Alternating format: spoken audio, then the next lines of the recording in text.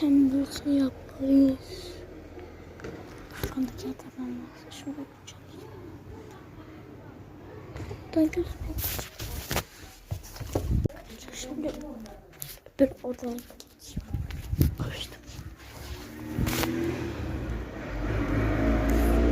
Abi.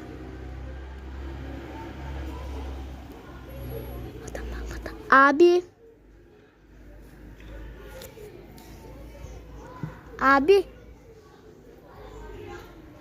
Adam terbiyesiz midir ya? Adam bu kadar ihtiyacı var. Belki birisi ihtiyaç. Belki insan fakirden Allah rızası için para isteyeceğim. Diyorsa bence budur. Bakmıyor ki. Bye bye.